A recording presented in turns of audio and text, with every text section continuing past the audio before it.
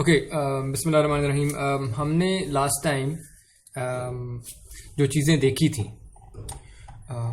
वो ये थी कि हमने प्रोबेबिलिटी को देखा था कि वो अनसर्टेनिटी और रैंडमनेस से डील करती है, और स्टेटिस्टिक्स जो है वो समरी देते हैं इन्फॉर्मेशन की, और प्रोबेबिलिटी जो है वो स्टेटिस्टिक्स को यूज़ करती है to make reasonable decisions, common sense decisions in uncertain scenarios.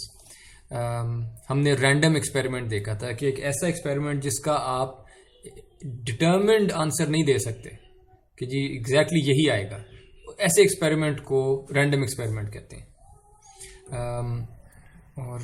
हमने रैंडमनेस की वो थोड़ा सा फलसफा भी देखा था कि वी डोंट रियली केयर कि असल में चीज़ रैंडम है या नहीं है।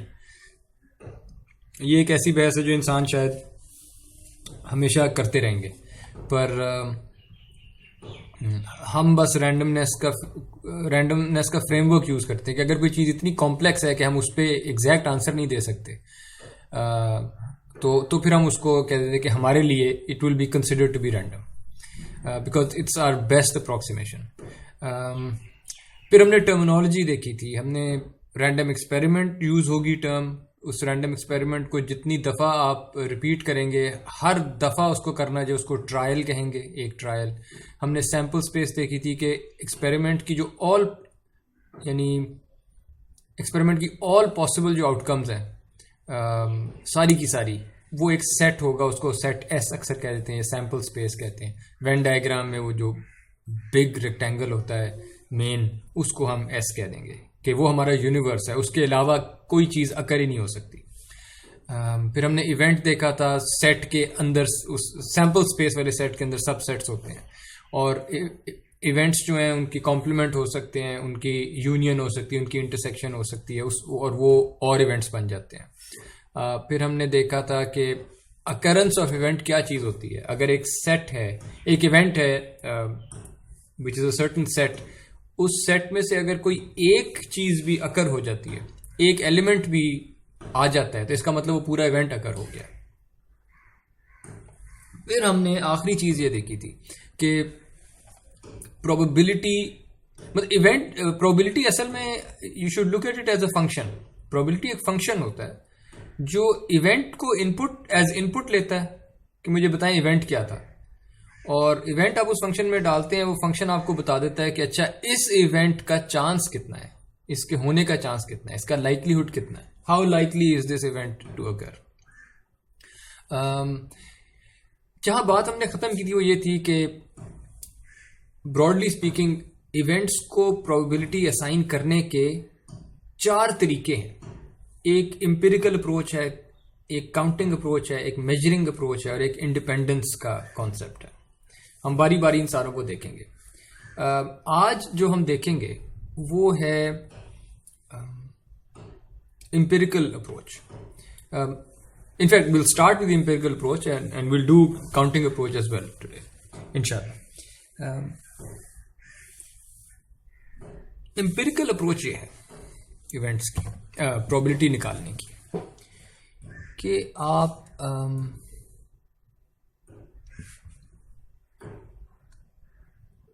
you perform the same experiment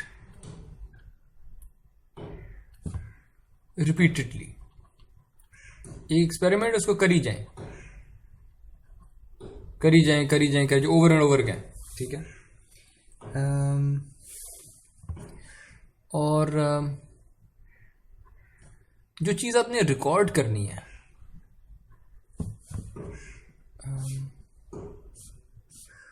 and record the frequency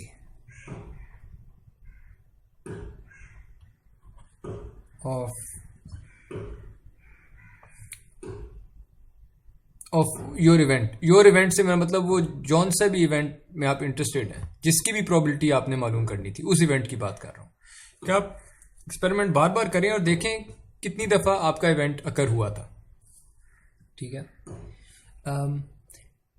इस चीज़ को रिलेटिव फ्रीक्वेंसी कहते हैं।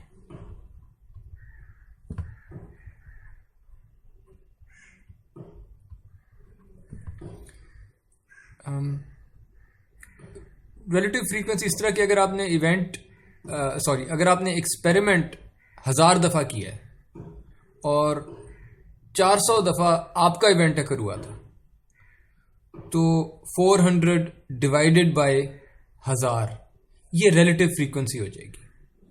ठीक है, इसको बल्कि लिख देता हूँ।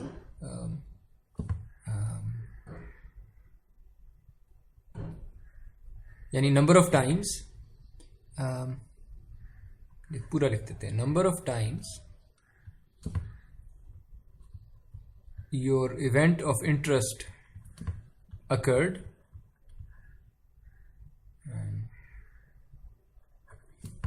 divided by number of trials कहते हैं, यानी कितनी दफ़ा एक्सपेरिमेंट आपने किया। ठीक, तो ये रिलेटिव फ्रीक्वेंसी है कि relative to the number of trials इतनी दफ़ा मेरा इवेंट हुआ था।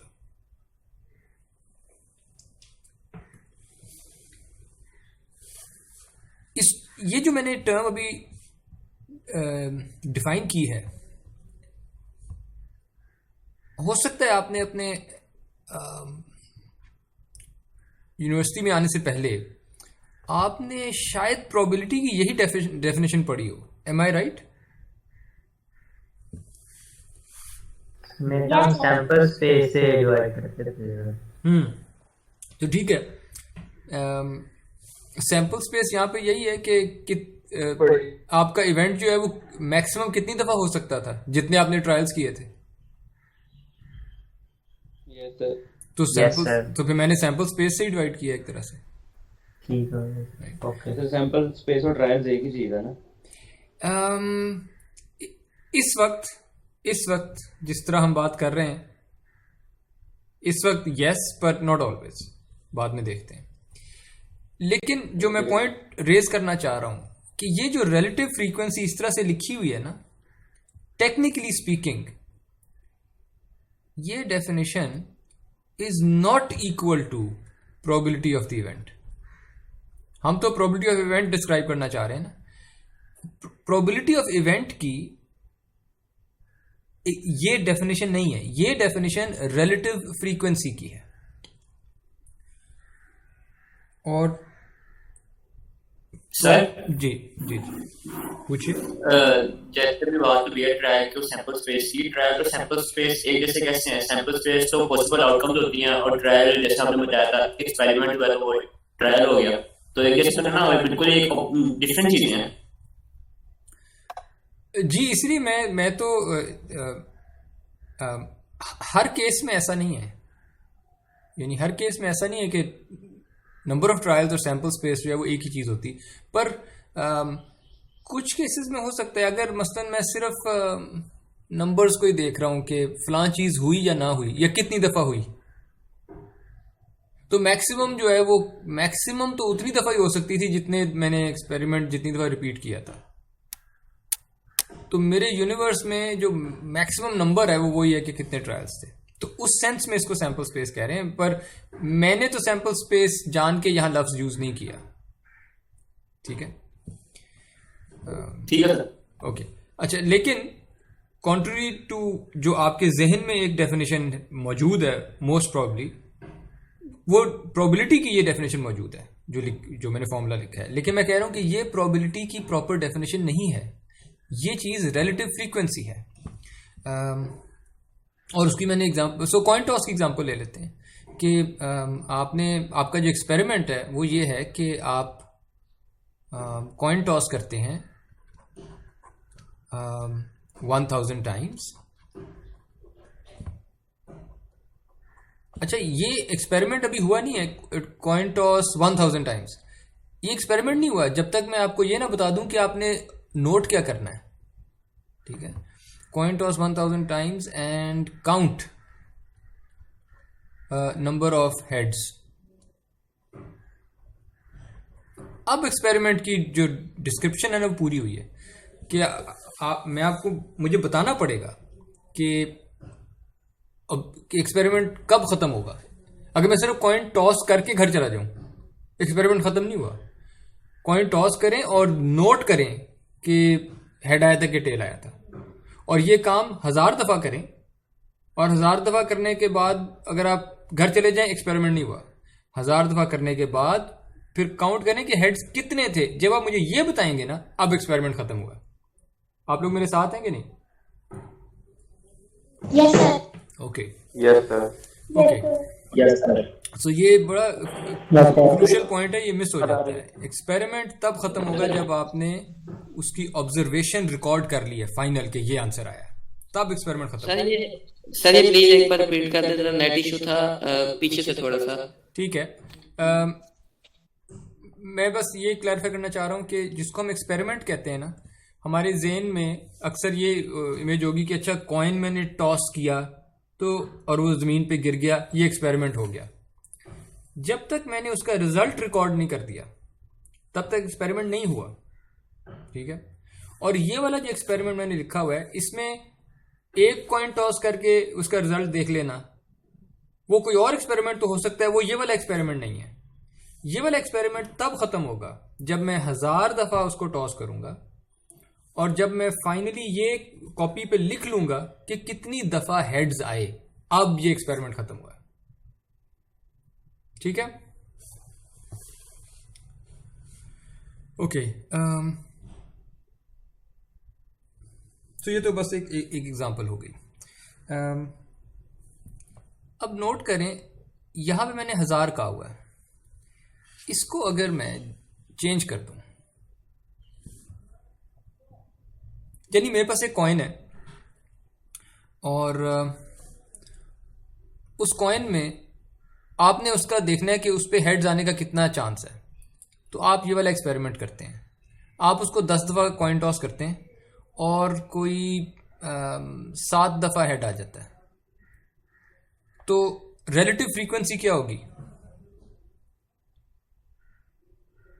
7 divide by 10 is 0.7। Divided by 10, 0.7. या 0.7, और आप कहेंगे इस कॉइन पे हेड आने का चांस जो है वो 0.7 है, सही? Yes, sir. वर्सेस कोई और स्टूडेंट था, वो उसका चांस 100 दफा टॉस करके करता था, और जब उसने 100 दफा किया तो कोई 65 हेड्स आ गए, और तो इसकी रिलेटिव फ्रीक्वेंसी आ गई 65 और 100। उसने कहा कि 0.65 प्रोबेबिलिटी। एक और स्टूडेंट था, उसने 1000 दफा किया और इस दफा आंसर आया 623 हेड्स आए थे। तो उसने कहा कि अच्छा पॉइंट डिवाइड बाय 1000, उसने कहा कि मेरे मुताबिक, सो एक स्टूडेंट के मुताबिक 0.7 चांस था, एक के मुताबिक 0.65 चांस था, एक के मुताबिक 0.623 चांस था। ये सारे के सारे जो एस्टिमेट्स हैं, इनको हम प्रोबेबिलिटी कहने से विल बी केयरफुल कि इनको प्रोबेबिलिटी कहें, इनको हम रिलेटिव फ्रीक्वेंसीज कह देते हैं कि रिलेटिव टू कि आपने एक्सपेरिमेंट कितनी दफा किया था, उसके मुताबिक इस एक्सपेरिमेंट में 7 दफा आ गए तो 0.7 रेशो थी हेड्स आने की, 0.65 रेशो थी हेड्स आने की, 0.623 रेशो थी हेड्स आने की। ये है relative frequencies, they depend on कि आपने कितनी दफा एक्सपेरिमेंट किया था। एक्सट्रीम एग्जांपल ले लेते हैं, अगर मैंने एक दफा कॉइन टॉस किया होता और उसमें टेल आ गया था, तो मैं कहता इस कॉइन पे कोई चांस ही नहीं है हेड्स आने का, इसकी 0 है प्रोबेबिलिटी हेड्स आने की। ये रीजनेबल अजम्पशन होती मेरी? No sir. क्यों, क्या मसला है इसमें? क्योंकि हमारे पास 2 पॉसिबल आउटकम्स हैं और आप सिर्फ एक ट्रायल ले रहे हो। तो मैं 2 ले लेता हूँ ट्रायल्स। आया ना उनको? यहाँ पे मैं एक और एक्सपेरिमेंट लिख लेता हूँ, अगर एक से इतराज है मैं 2 वाला एक्सपेरिमेंट भी लिख लेता हूँ, और 2 दफा मैंने कॉइन टॉस किया, दोनों दफा टेल आ गया और मैंने कहा 0/10, फिर से 0। या लेट्स से दोनों दफ़ा एक दफ़ा हेड एक दफ़ा टेल आ जाता तो मैं 0.5 होती, सॉरी 1/10 हो जाती। तो 10 क्यों किया मैंने? Wait I messed up. Yes sir, नीचे 2 आएगा, पहले वाले में 1। या आई मेस्ड अप। सो इस वाले में 1, इस वाले में 2। आंसर पे फर्क नहीं पड़ता क्योंकि लेट्स से कि ये जब 2 ट्रायल किए थे तो एक हेड आ जाता तो 0.5 हो जाती प्रोबेबिलिटी, 2 हेड्स आ जाते तो 1 हो जाती प्रोबेबिलिटी। नोटिस कितना वेरी करता है ये वाला केस। या आपकी प्रोबेबिलिटी 0 आ सकती थी, या आपकी प्रोबेबिलिटी हाफ आ सकती थी, या आपकी प्रोबेबिलिटी 1 आ सकती थी। तो और इसमें आपकी प्रोबेबिलिटी या 0 आ सकती थी या 1 आ सकती थी सीधे। सो अब मुझे बताएं कि ये जिसको हम रिलेटिव फ्रीक्वेंसी कहते हैं, अगर इसी को मैं कहूं कि ये प्रोबेबिलिटी है इस फॉर्मूले के मुताबिक, क्योंकि हम यहां पे ये फॉर्मूला यूज कर रहे हैं रिलेटिव फ्रीक्वेंसी का, अगर इस फॉर्मूले से मैं प्रोबेबिलिटी डिफाइन करूं तो मसला क्या है? सर इसमें मसला ये है कि ना जो हमारे पास फ्रीक्वेंसी है, जो आप फार्मूला अप्लाई कर रहे हैं, उसमें जो हमारे पास ट्रायल्स हैं, हम वो पूरे ट्रायल्स नहीं कर रहे हैं। हम एक मतलब कि एक ले रहे हैं, जैसे हमने बात किया 2 वाली, 2 बार हमने जो है वो करना है, तो हम उसको दोनों बार अप्लाई कर रहे हैं, दोनों बार हम ट्रायल कर रहे हैं। ये इशू तो नहीं आ रहा? नहीं, दोनों बार ट्रायल कर रहे हैं। ट्रायल तो मैं बस सर कई दफा बस कर रहा हूं सर क्योंकि ये जो है फॉर्मूला ये फ्रीक्वेंसी डिपेंडेंट है। और उसमें मसला क्या है फिर? ये चले मैं तो ये कि आप डिफरेंट ट्रायल्स आपके डिफरेंट आंसर्स आएंगे ना, तो फिर वो आप कोई प्रोबेबिलिटी तो नहीं कर सकते। ठीक है, मतलब एवरेज नहीं पा सकते। लेकिन आप मुझे बताएं कि जितने आंसर हमने निकाल लिए हैं उनमें से किस आंसर पे आपका दिल ज्यादा मुतमईन है? ट्रायल ज्यादा होंगे। सर हम रेंज नहीं सिलेक्ट कर सकते हैं? फॉर एग्जांपल 0 से हम लेके 0.623 इस तरह रेंज हम कर देंगे, इसके अंदर हमारा आंसर लाई करेगा। आपने पहले ही फैसला कर लिया कि आंसर इतना लाई करेगा, अगर वो रेंज गलत हुई फिर?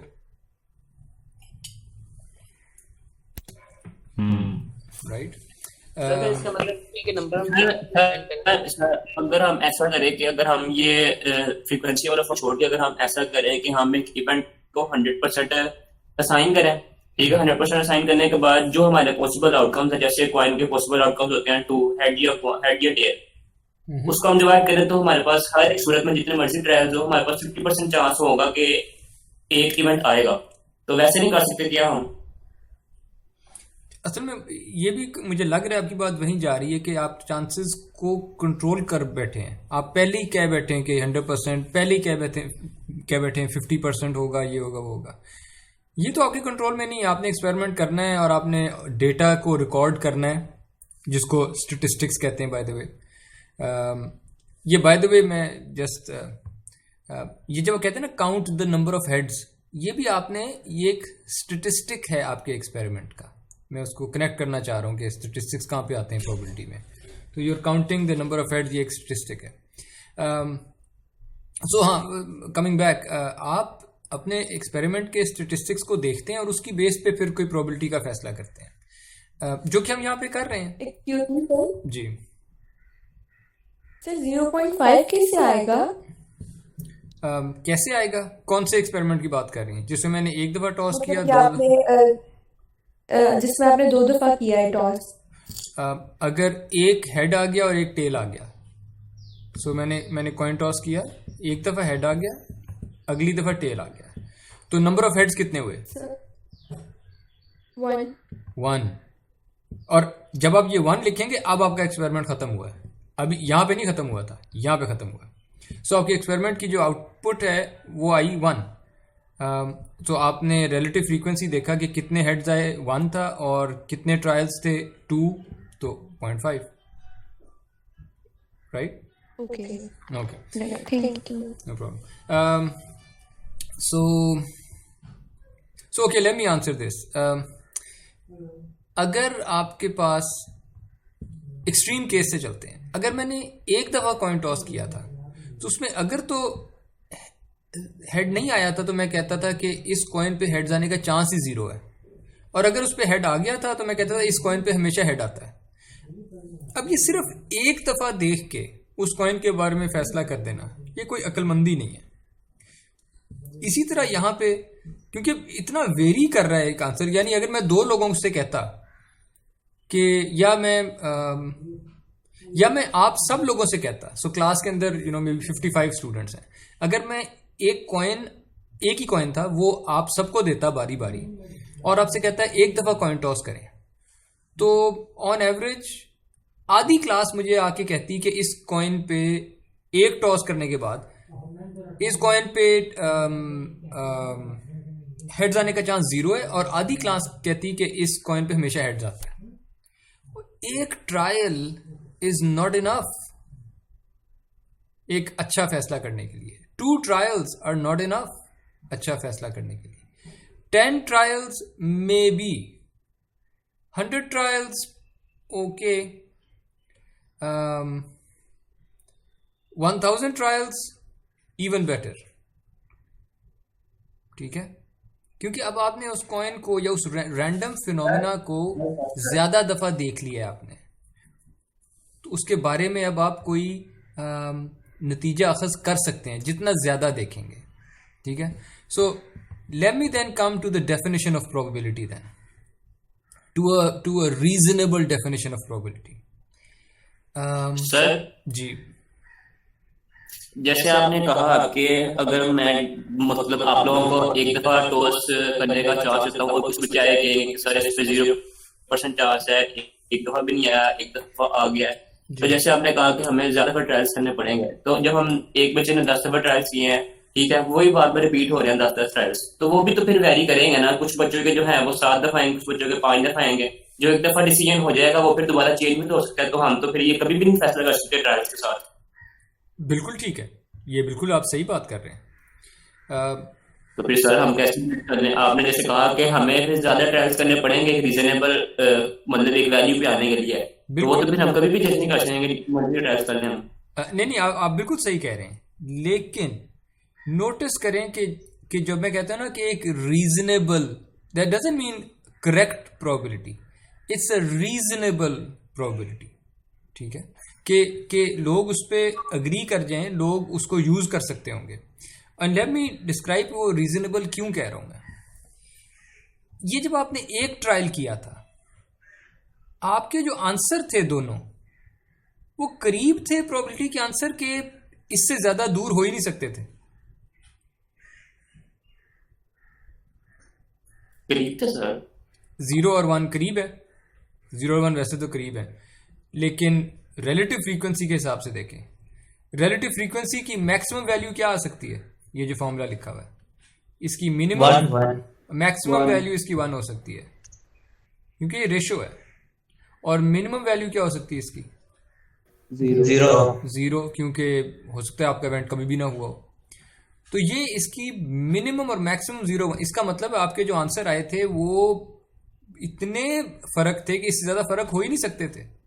एक कहता है कभी इस पे हेड नहीं आएगा, दूसरा स्टूडेंट कहता है बिल्कुल इस पे हमेशा हेड्स आएगा। तो these are not reasonable estimates of probability. जब आपने ट्रायल 1 की बजाय 2 कर दिए, अब क्या सिचुएशन है? These are not reasonable estimates. 1/3 of the class will say कि कभी इस पे हेड्स नहीं आएगा, और 1/3 will say आधी दफा हेड्स आता है, आधी दफा टेल्स आता है, और 1/3 will say कि हमेशा हेड्स आता है। सही, उस पे भी तो डिपेंड करता है कि आप किस चीज के ट्रायल कर रहे हैं। नहीं, वो लेट मी आंसर। किसी चीज के लिए सूटेबल हो भी सकता है ये तरीका, और किसी के लिए नहीं भी। जैसे क्वाइन तो बहुत ऑब्वियस है ना, सिर्फ 2 आंसर्स आ सकते हैं। फाइन। जब हम उन सिनारियोज पे जाएंगे तो उनको भी देख लेंगे, लेकिन यहां मैं सिर्फ ये चाहता हूं कि हमारा एक कंसेंसस बन जाए, मेरा और ये जितने 55 स्टूडेंट्स हैं क्लास के, आप लोग ये मानते हैं कि यार ये कोई रीजनेबल तरीका नहीं था प्रोबेबिलिटी तक पहुंच, क्योंकि इस पे हमारी लड़ाई खत्म नहीं होगी। आधी क्लास कहेगी इतनी प्रोबेबिलिटी, आधी क्लास कहेगी इतनी प्रोबेबिलिटी है, हमने करके देखा है, दूसरे कहेंगे हमने भी करके देखा है, यानी लड़ाई खत्म तो नहीं हुई। Do you agree? यस इसी तरह जब हम 2 ट्रायल्स करेंगे तब फिर कुछ फर्क आंसर्स आएंगे। अच्छा, अब आते हैं 10 ट्रायल्स पे। लेट्स अस्यूम, अब मैं आपको थोड़ी इंफॉर्मेशन और दे देता हूँ। लेट्स अस्यूम कि जो मेरा कॉइन था ना, असल में वो बायस्ड कॉइन था, उस पे हेड्स की जो प्रोबेबिलिटी थी ना असली वाली, जिसका हमें मालूम नहीं है पर लेट्स अस्यूम कि कोई थी, वो थी 0.6। 60% चांस होता था कि वो हेड्स आएगा और 40% था कि वो टेल आएगा। लेट्स अस्यूम कि ऐसा कॉइन था। अगर मैंने 10 दफा ट्रायल किया है ना, अब वो जो बायस है ना वो थोड़ा थोड़ा शो होने लग जाएगा कि 10 ट्रायल्स में जरा 50-50 हेड शायद ना आए हो, आ भी सकते हैं, लेकिन जब मैं और आगे जाता हूं 100 ट्रायल्स में तो वो बायस शो होने लग जाएगा कि अगर वो कॉइन बायस्ड है तो ज्यादा दफा हेड्स आया होगा। कितनी ज्यादा दफा? वो 0.6 की रेशो ही ज्यादा होगी। ठीक है, तो जैसे जैसे मैं अपने एक्सपेरिमेंट्स ज्यादा करता जाऊंगा, ये जो वाइल्डली वेरियंग प्रोबेबिलिटीज है ना, 0 और 1, 0.5 और 1, ये एस्टिमेट्स जो मेरे प्रोबेबिलिटी के हैं ना, ये श्रिंक करते जाएंगे। और जैसे जैसे ये मैं ज्यादा करता जा रहा हूं, ये जो एस्टिमेट आता रहेगा ज्यादा ट्रायल्स के बाद, ये एस्टिमेट 0.6 के करीब आता जाएगा और फिर वो सारों का 0.6 के करीब आता जाएगा। यानी अगर हर स्टूडेंट, लेट्स से 10,000, तो हर स्टूडेंट अगर 10,000 दफा ट्रायल करता है तो उसका आंसर 6,000, किसी का 6,250 आ जाएगा, किसी का 6,125 आ जाएगा, पर वो 0.6 के करीब करीब आता जाएगा। ठीक है, और this brings us to a reasonable definition of probability. Reasonable definition of probability ये है कि आप उसको as a limiting value define करते हैं। इस नोटेशन को मैं अभी समझाता हूं।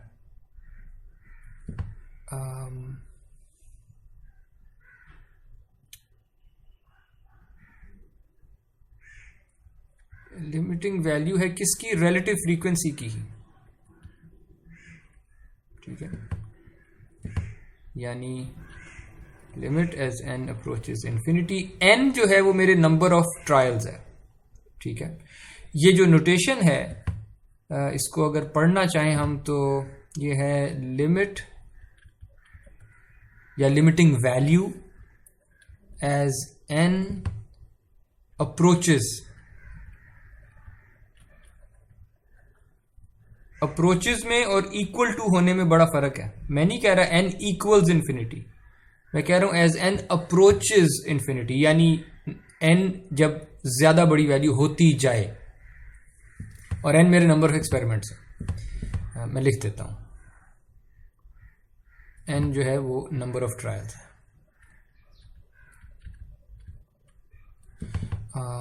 Limit is n approaches infinity. किस चीज की limit? number of times event occurred divided by n, जो कि relative frequency है। number of trials n ही था। यानी जो फाइनल बात यह है कि जिसको हम probability कहते हैं उसको वो relative frequency से डिफाइन ना किया करें। वो रिलेटिव फ्रीक्वेंसी की लिमिटिंग वैल्यू है कि जब आपके नंबर ऑफ ट्रायल्स ज्यादा हो जाएं तब रिलेटिव फ्रीक्वेंसी कहां पे कन्वर्ज कर रही है। ठीक है, आपके नंबर ऑफ ट्रायल्स अगर कम थे तो वो रिलेटिव फ्रीक्वेंसी को प्रोबेबिलिटी आप कहना है तो कह दें, लेकिन वो एक रीजनेबल डेफिनेशन नहीं होगी। तो जब बहुत ज्यादा एक्सपेरिमेंट आप कर लेंगे, ट्रायल्स रिपीट कई दफा करेंगे, तो वो जो रिलेटिव फ्रीक्वेंसी किसी एक नंबर पे कन्वर्ज करना शुरू हो जाएगी, वो उसके पास आती जाएगी। इस नंबर को प्रोबेबिलिटी कहते हैं। यहां तक कोई सवाल?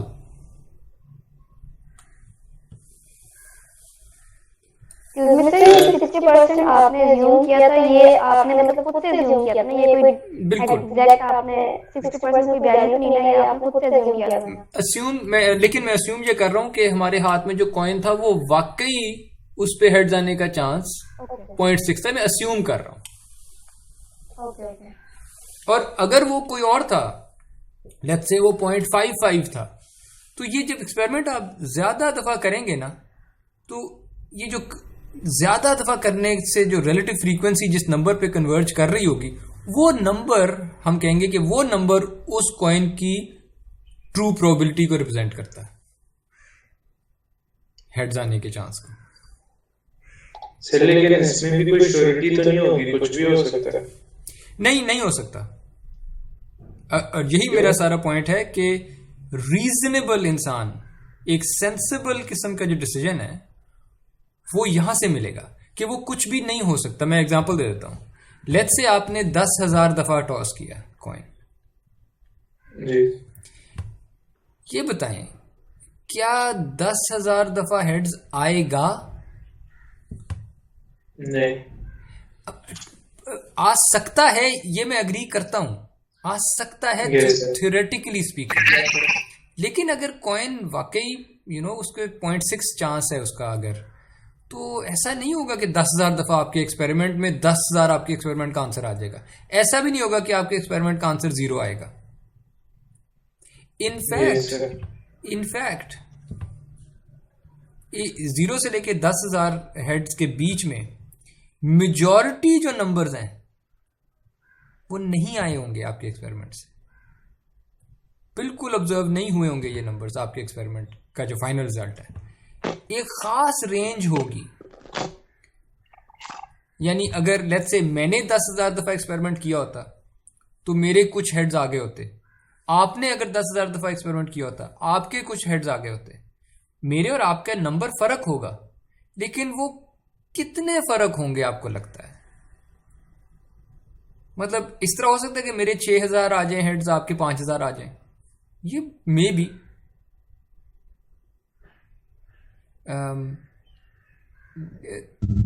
इसका तो just to answer your question के कोई भी आंसर नहीं आ सकता, एक खास रेंज होगी आंसर्स की। और ये जो फॉर्मूला आपको यहां पे बता रहा है ना कि प्रोबेबिलिटी को डिफाइन करें as relative frequency in the limiting case, कि जब आपके एक्सपेरिमेंट्स इंक्रीज करते जाएं, आप इसको इंक्रीज करते हैं। लेट्स से मैं 10,000 दफा नहीं 10 मिलियन दफा करता हूं,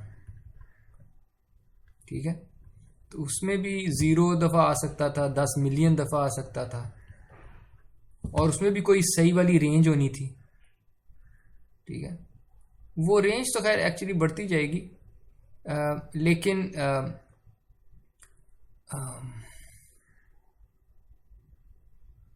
sir I have a question. वो जो रिलेटिव फ्रीक्वेंसी जो 10 मिलियन से डिवाइड करते हैं, तो इसलिए वो नंबर जो है वो किसी एक पे कन्वर्ज करता जाएगा। जी, आपका सवाल क्या है? सर ये हम कॉइन सेम यूज कर रहे हैं सभी सेम स्टूडेंट्स या डिफरेंट? अगर आप कह रहे हैं कि एक ही कॉइन जिसमें हेड आने के चांसेस ज्यादा हैं, तो अगर वो ही सब यूज करेंगे तो फिर ही उस सबके हेड्स आने के चांसेस ज्यादा हैं, अगर डिफरेंट यूज करेंगे तो फिर तो नहीं। एब्सोल्युटली। और ये बहुत ही इंपॉर्टेंट ऑब्जर्वेशन थी जो कि शायद मुझे मेंशन करनी चाहिए थी पहले। ये बहुत इंपॉर्टेंट ऑब्जर्वेशन थी कि ये जिस एक्सपेरिमेंट की बात कर रहे हैं उसमें कॉइन सेम है कि चेंज हो सकता है। तो coin is same.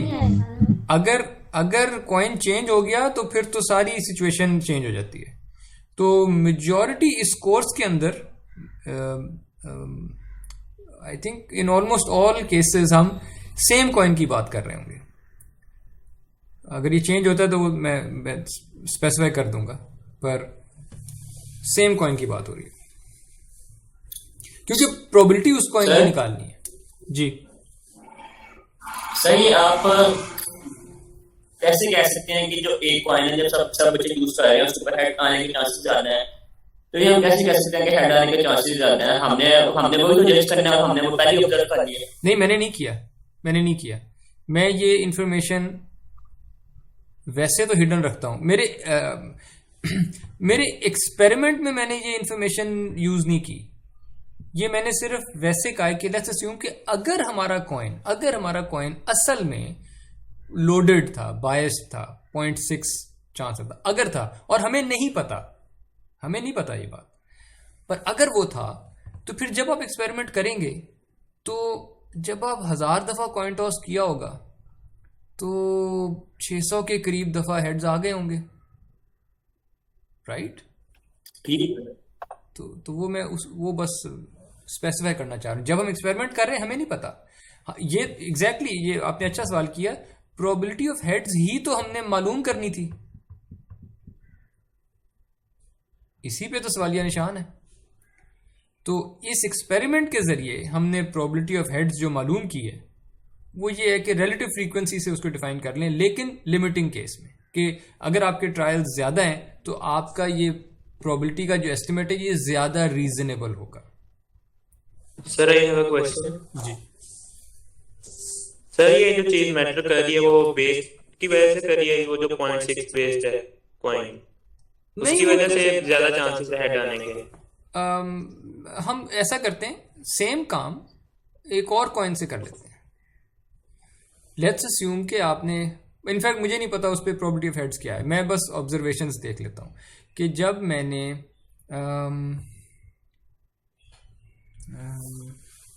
so let me give you an example.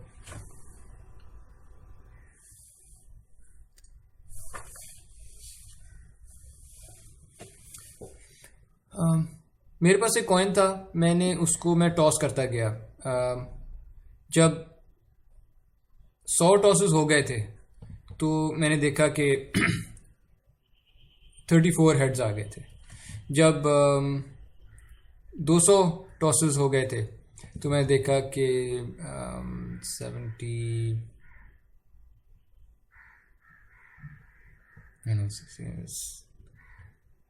Heads आ गए थे। जब 1000 टॉस हो गए तो मैंने देखा कि इस वक्त जो नंबर ऑफ हेड्स थे वो थे 335। जब 10,000 टॉसेस हो गए तो नंबर ऑफ हेड्स थे 3,360। ठीक है, आप मुझे कोई रीजनेबल एस्टिमेट दे सकते हैं इस कॉइन के लिए जिससे मैं एक्सपेरिमेंट कर रहा हूँ, इसकी प्रोबेबिलिटी ऑफ हेड्स? आप लोगों से सवाल है। 0.3 ओके, और ये किस बेस पे आप कहती हैं?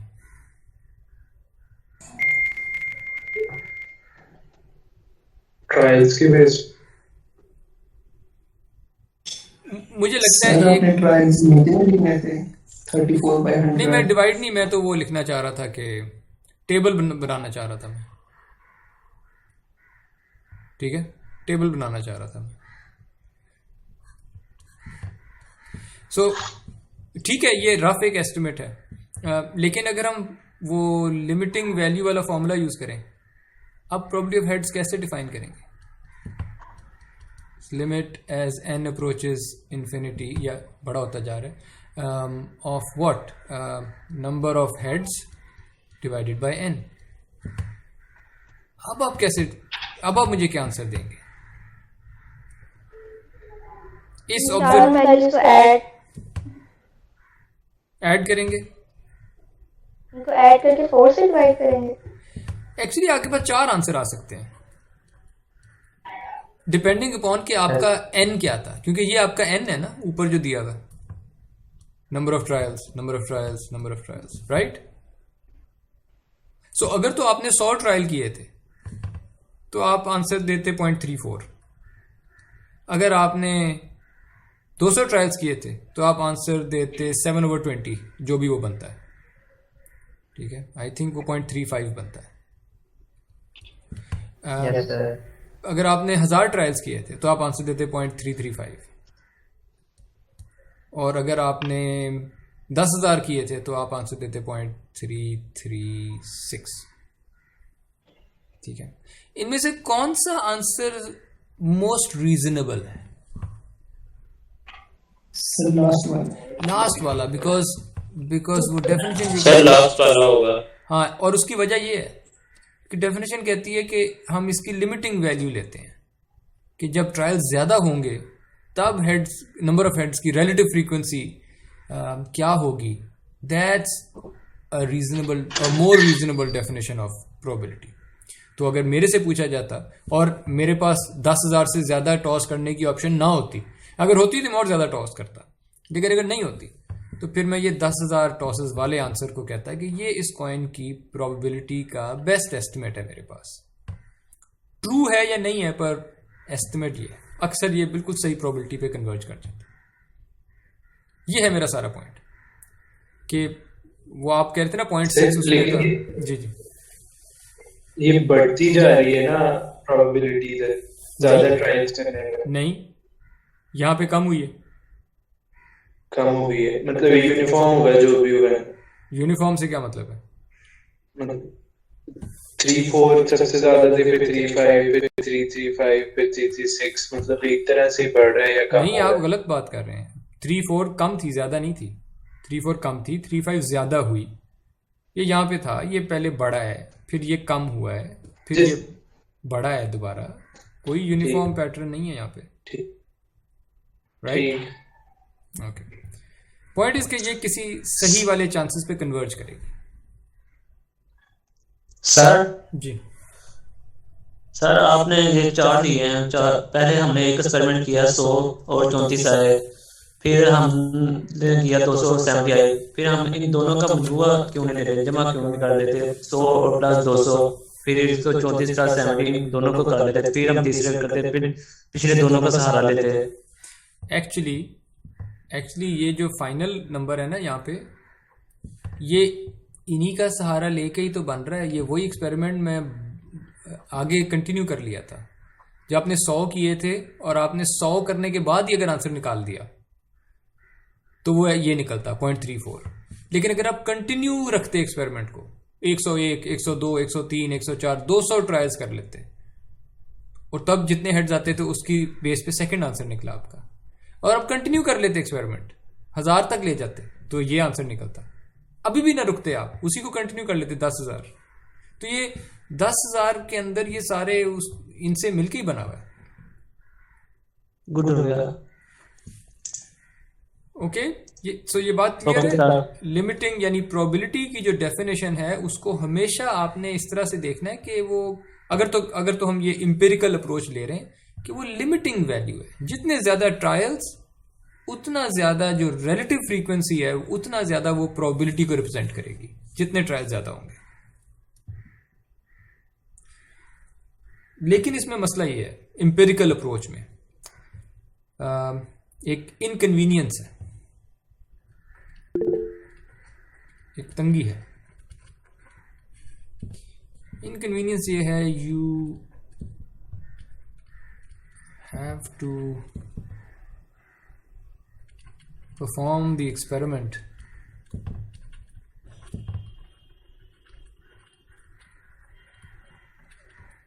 repeatedly.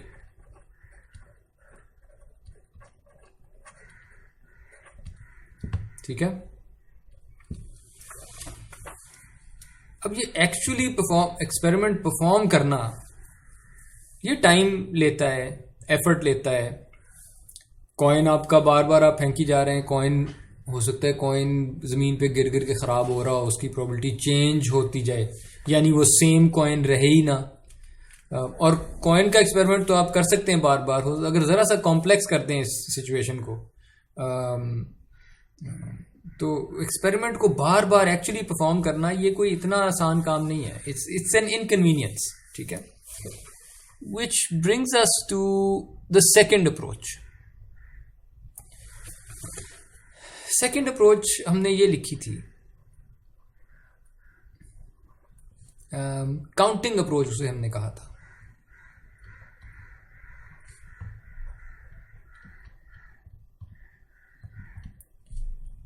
इससे हम प्रोबेबिलिटी निकालेंगे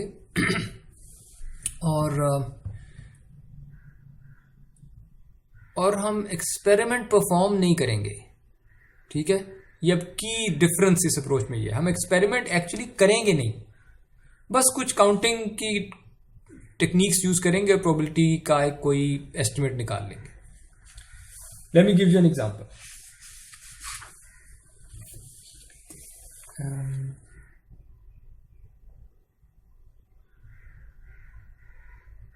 एक्सपेरिमेंट ये है कि आपके पास कॉइन है,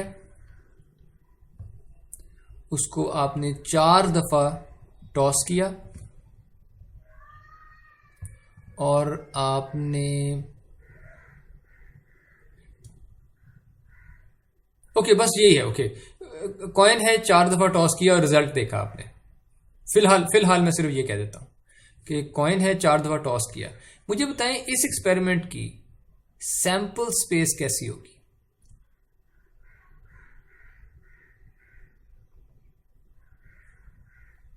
हेड और टेल ही होगा सर, बस दो आउटकम तो होंगे.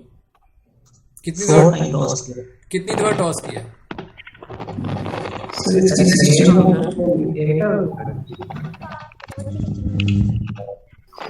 इसमें 16 पॉसिबिलिटीज हैं, बिल्कुल सही. और उसको हम पहले इन्यूमरेट करते हैं ना, खोल के लिखते हैं.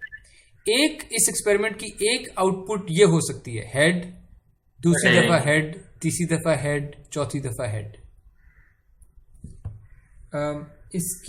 इसका एक आंसर ये भी हो सकता है हेड हेड हेड टेल, आखिरी दफा टेल आ गया. ये भी हो सकता था हेड हेड, तीसरे कॉइन टॉस पे टेल आ गया, या दूसरे पे टेल आ गया. सही?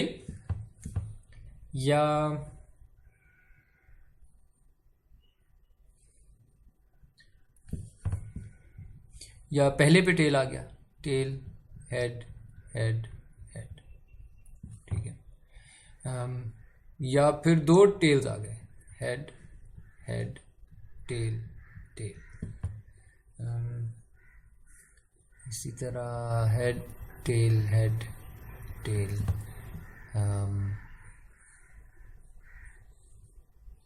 टेल हेड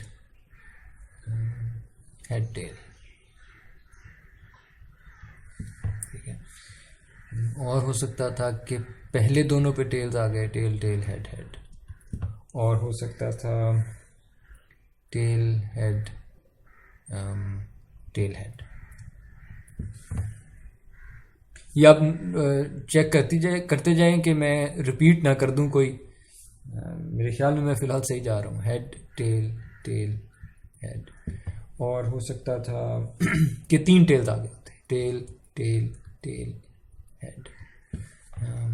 फिर जो हेड है चौथा, वो टेल टेल हेड टेल हो सकता था.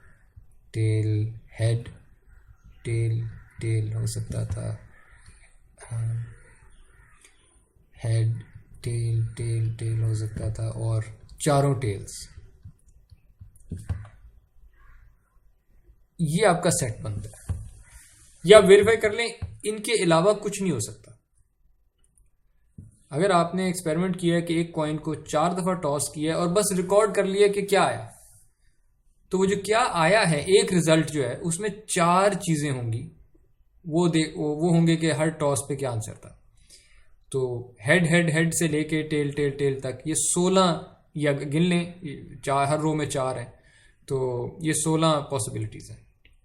ये है मेरी सैंपल स्पेस. ठीक है. अब मैं आपसे एक इवेंट, जो मेरा इवेंट है,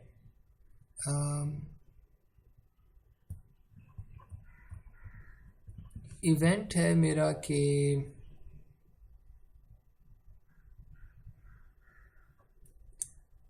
तीन हेड्स आ गए. ये इवेंट पॉसिबल है इस एक्सपेरिमेंट में कि 3 हेड्स आ गए? जी सर. यस सर है. Yes sir. ओके.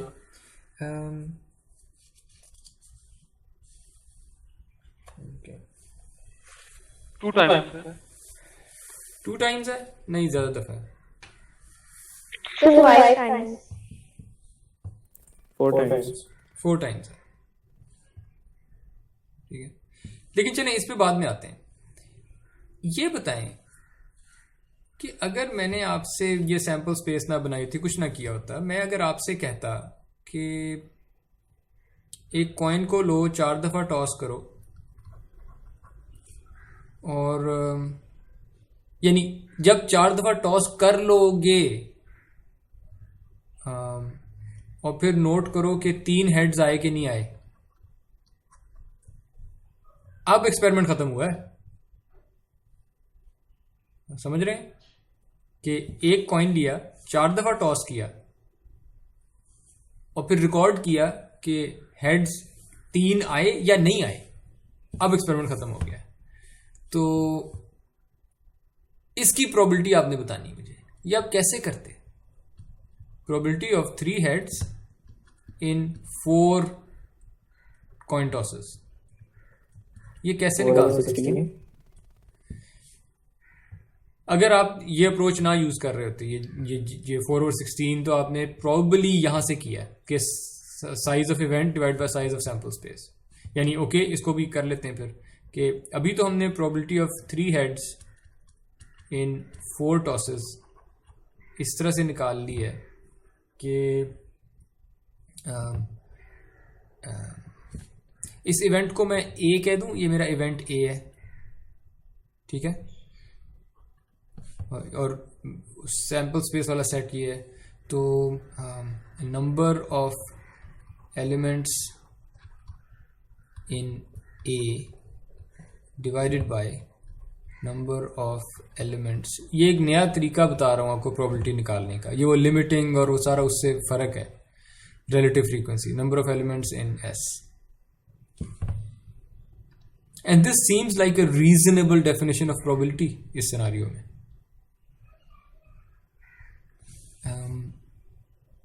इमेजिन कि आपने अगर ये वो एम्पिरिकल अप्रोच से किया होता, कैसे करते?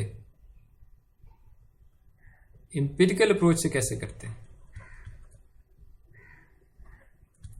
एनीवन?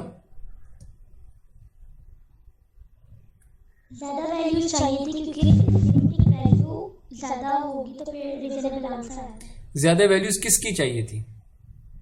एक्सपेरिमेंट के ट्रायल्स, उसको बार-बार करना है। यानी हाँ, यानी आप एक दफा 4 टॉस करते और 3 हेड्स आए या नहीं आए इसको रिकॉर्ड करते। यानी अगर नहीं आए तो आप कहते 0, अगर आ गए होते तो आप कहते 1 आ गया इस दफा। और ये एक्सपेरिमेंट फिर रिपीट करते आप, ये ट्रायल फिर से 4 टॉस करते और देखते 3 हेड्स आए कि नहीं आए। अगर आ गए, नहीं आए तो आप कहते 0, अगर आ गए तो कहते 1।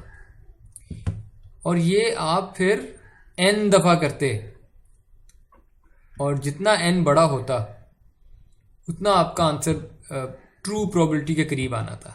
यानी आप यहां से जो जितनी दफा 1 आया था उतनी दफा आपका इवेंट हो गया, राइट है। तो आप यहां से ये प्रोबेबिलिटी निकाल सकते थे, probability of 3 heads in 4 tosses. वो एक्चुअली ये यहाँ जितने भी 1s आए थे ना, तो नंबर ऑफ 1s कह लेता हूँ मैं, डिवाइडेड बाय n होता।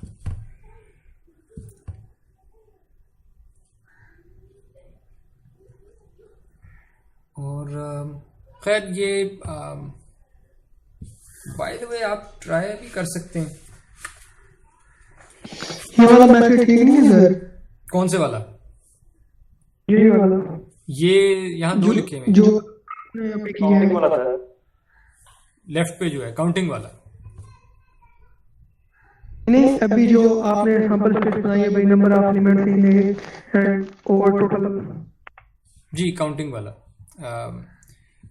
ये मेथड ठीक है और मैं इनके दरमियान एक कनेक्शन जोड़ना चाह रहा हूं कि यहां से जो आंसर आता है वो आएगा 4/16, क्योंकि ऐसे जो 3 हेड्स वाले एलिमेंट हैं वो मैं अंडरलाइन कर देता हूं। सेट ए में क्या क्या पड़ा है? ये पड़ा है, ये पड़ा है, ये पड़ा है और ये वाला एलिमेंट पड़ा है। ये वो 4 केसेस हैं जिसमें 3 हेड्स थे। टोटल जो केसेस हैं वो 16 हैं। तो 16 में से 4 ऐसे थे जिनसे आपका इवेंट हो जाता है, तो आपका आंसर आ जाता है 0.25, 4/16। ठीक है, जो फर्स्ट वाला है 4 हेड्स वाला, उसमें भी 3 हेड्स तो हैं, वो भी इसमें शामिल नहीं हो सकता? वो अगर मैं कहता एटलीस्ट 3 हेड्स, वो इवेंट फर्क होता। यस सर, ठीक। ओके, और मैं कनेक्शन ये जोड़ना चाह रहा हूं कि यहां से जो आंसर आएंगे ना, ये एक्सपेरिमेंट को बार बार करने से वो आंसर, ये तो खैर कंप्यूटर की मदद से मे बी नेक्स्ट टाइम मैं आपको शायद कोई कोड या कोई इस तरह की एग्जांपल दिखा दूं, या इसको यानी करके दिखा दूं। कंप्यूटर की मदद से अगर आप कंप्यूटर पे ये एक्सपेरिमेंट परफॉर्म करें या फिजिकली परफॉर्म करें, तो यू विल नोटिस कि ये जो आंसर है एज एन अप्रोचेस इन्फिनिटी या ज़्यादा हो जाते हैं एक्सपेरिमेंट्स, ये आंसर आहिस्ता आहिस्ता आहिस्ता आहिस्ता 0.25 के पास आता जाएगा, ये एम्पिरिकल अप्रोच का आंसर। और 0.25 अगर हम इसको काउंटिंग अप्रोच से देखें तो हमें एक्सपेरिमेंट करना ही नहीं पड़ा, not even once, no experiment performed.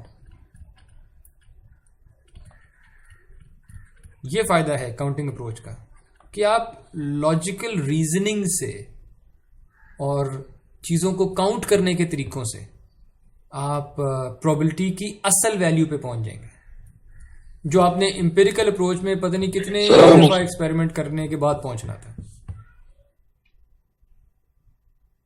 सवाल था कोई? सैंपल स्पेस बगैर हम इसको कैसे करें? दोबारा पूछिएगा। सैंपल स्पेस बनाए सैंपल स्पेस बनाए बगैर मींस हम हेड सारा नहीं लिख सकते, इतना टाइम नहीं है, नहीं हम लिखते, उसके बगैर कैसे सोल्व करेंगे? Excellent question, excellent question. आगे यानी इस काउंटिंग अप्रोच में अब हम जब आगे चलेंगे तो सारा इस काउंटिंग अप्रोच में इसी सवाल का जवाब है अब कि यार ये तो इवन 4 कॉइन टॉसेस पे ही सैंपल स्पेस बनाना इतना हेक्टिक था, मुझे पता नहीं 2-3 मिनट लगे होंगे इसको बनाने में, और मेरे पास तो असल में नोट्स में ये लिखी भी पड़ी थी। अगर मैंने ये अपने दिमाग से बनाई होती, यहां मैं कोई 25 दफा एरर कर चुका होता है ना, कि ये वाला मैंने पहले तो नहीं कर दिया, बाद में दोबारा तो नहीं लिख दिया, एंड सो ऑन। तो ये सैंपल स्पेस इस तरह से लिखना एक बड़ा हेक्टिक सा प्रोसेस है जिसमें गलती का बहुत चांस है। और अभी तो 4 कॉइन टॉस थे, अगर मैं 25 कॉइन टॉस कर देता फिर सो बिल्कुल वैलिड सवाल है। तो अब हम कुछ अप्रोचेस देखेंगे जो इसको पूरा इन्यूमरेट किए बगैर, इन्यूमरेट का मतलब होता है एक एक चीज खोल खोल के लिखना, ठीक है, इन्यूमरेट, एक एक चीज खोल खोल के लिखना। तो इस इन्यूमरेशन के बगैर अगर हम सैंपल्स, क्योंकि हमें असल में सैंपल स्पेस शायद नहीं चाहिए थी, हमें सैंपल स्पेस के नंबर ऑफ एलिमेंट्स चाहिए थे। इस तरह सेट ए में क्या क्या पड़ा है वो शायद इतना जरूरी नहीं था, मुझे नंबर ऑफ एलिमेंट्स चाहिए थे कि कितना साइज है इसका, और उनकी बेस पे मैंने प्रोबेबिलिटी निकाल ली है। तो हाँ, अब बाकी लेक्चर जो है या इसको जब कंटिन्यू करेंगे तो वो यही है कि इन्यूमरेट किए बगैर किस तरह हम इन चीज़ों पे पहुंच सकते हैं, ठीक है। एक्सक्यूज मी सर, पर मुझे एक सेकंड दीजिएगा, एक सेकंड।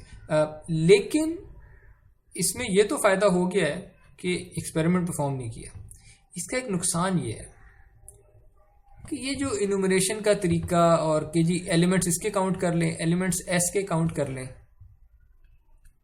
ये हर सिचुएशन में नहीं चलता, ठीक है। बाद में हम देख लेंगे कुछ सिचुएशंस जिसमें ये नहीं चलेगा, जिसमें it's not the right thing to do, ठीक है। बहुत सारी सिचुएशन में ये चलता है, कुछ में नहीं चलता, तो वो मैं पहले मेंशन कर देता हूं कि ये नहीं चले। आपका सवाल जी।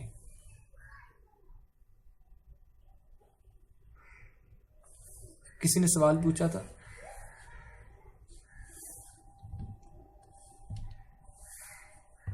Excuse me sir. जी जी सर, ये जो आपने राइट साइड पे एम्पिरिकल अप्रोच के बारे में लिखा है, ये आप एक दफा दोबारा बता सकते हैं कि 3 heads and 4 tosses, तो 4 tosses में 3 heads है, तो 0 1 ये समझ नहीं आ रहा सर इसमें। ठीक है, एम्पिरिकल अप्रोच अगर मैं यूज़ करता, सवाल ये था कि अगर मैं 4 कॉइन टॉस करूं तो उन 4 कॉइन टॉसेस में 3 हेड्स आने का कितना चांस है, ये सवाल था।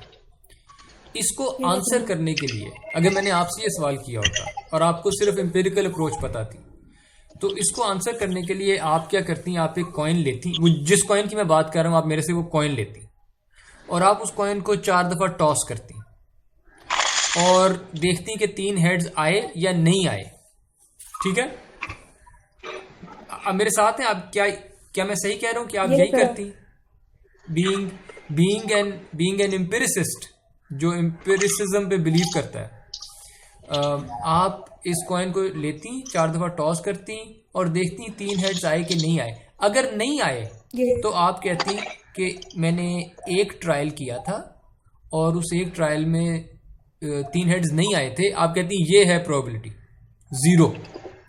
फिर आप कहती लेकिन ये तो बहुत कम है, तो आप 2 दफ़ा ट्रायल कर लेती और आप फिर काउंट करती कि कितनी दफ़ा 3 हेड्स आए थे। वो दोनों ट्रायल्स में 3 हेड्स नहीं आए, तो आप कहती मैंने 2 ट्रायल किए थे, दोनों दफ़ा नहीं आए, तो 0 है प्रोबेबिलिटी। फिर वो कहती नहीं ये n शुड बी लार्ज, तो आप लेट्स से 10,000 दफ़ा कर लेती और उसमें आपने फिर से काउंट किया होता कि कितनी दफ़ा ऐसे हुआ था कि 3 हेड्स आ गए थे। तो लेट्स जस्ट अस्यूम के लेट्स से 270 दफ़ा 3 हेड्स आ गए थे। अब आप क्या कहते हैं कि जो लिमिटिंग वैल्यू है प्रोबेबिलिटी की, इसका जो आंसर आप निकालती हैं इस क्वेश्चन का, probability of 3 heads in 4 tosses, वो आप निकालती हैं 270 over 10,000 as an estimate. Sir आपने तो कहा था 4 टॉसेस करने हैं, तो फिर मतलब हम क्यों करेंगे? हाँ, बहुत अच्छा सवाल। इसीलिए मैं शुरू में इस पे जोर दिया था, इस बात पे कि आप एक्सपेरिमेंट किसे कहते हैं, कब एक्सपेरिमेंट ख़त्म होता है। आपका एक्सपेरिमेंट ख़त्म तब होता है जब आप 4 दफ़ा कॉइन टॉस करते हैं और फिर रिकॉर्ड करते हैं कि 3 हेड्स आए या नहीं आए, यस और नो।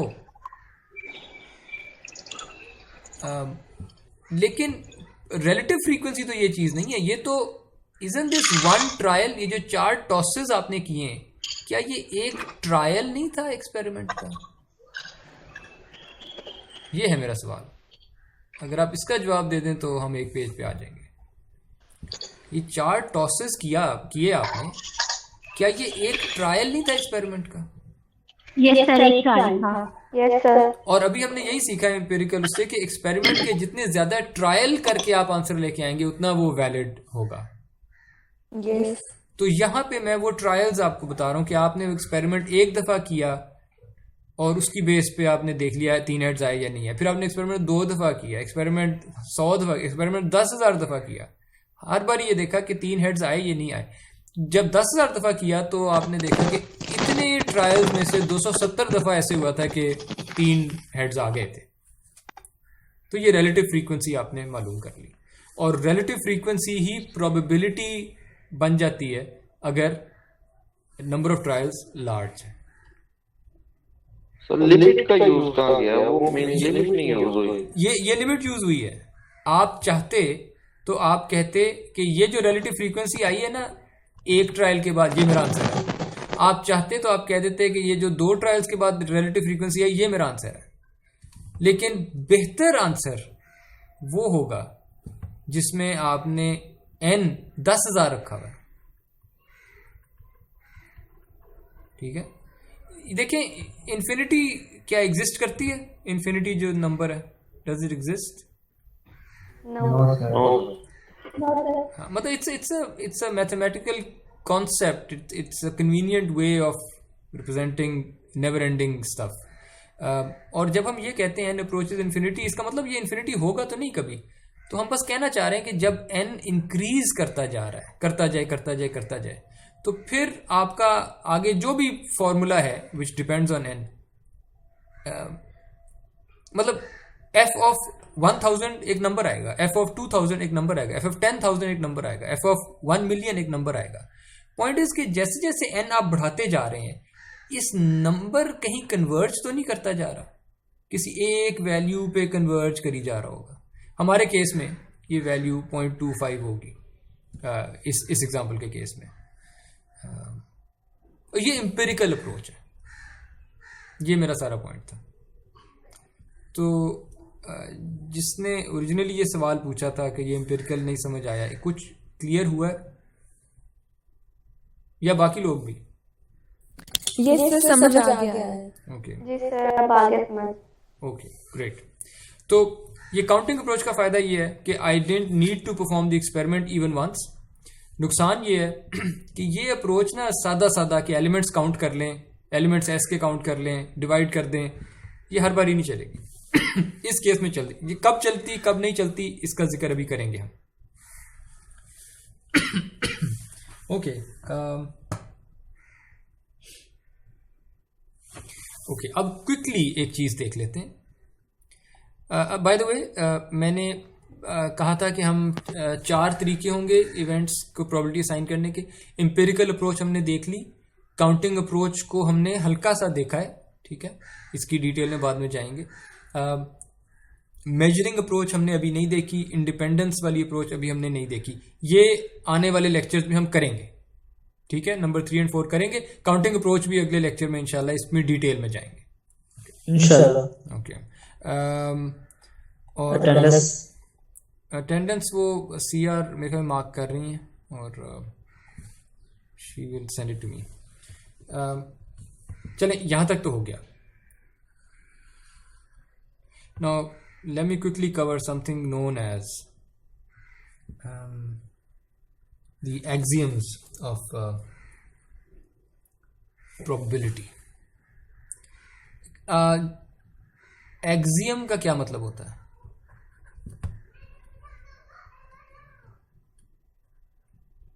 Anyone?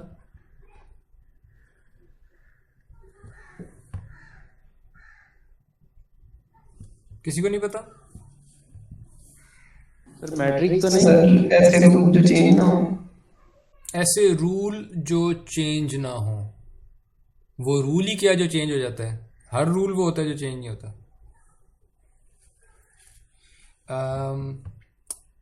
एक्सियम ये होता है कि अगर मैं उर्दू में इसको समझाऊं,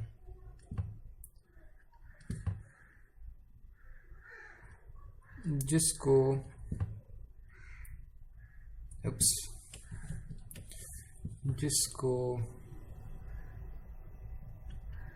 सच मान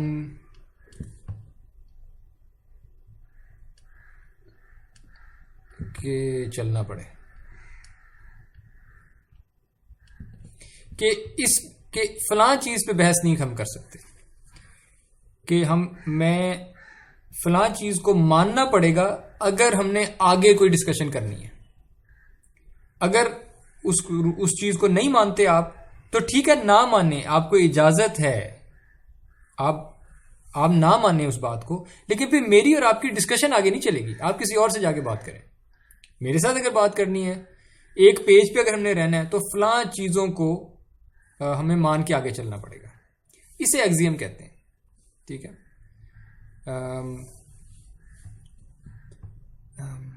सर ये कायदे दोबारा बता दीजिएगा।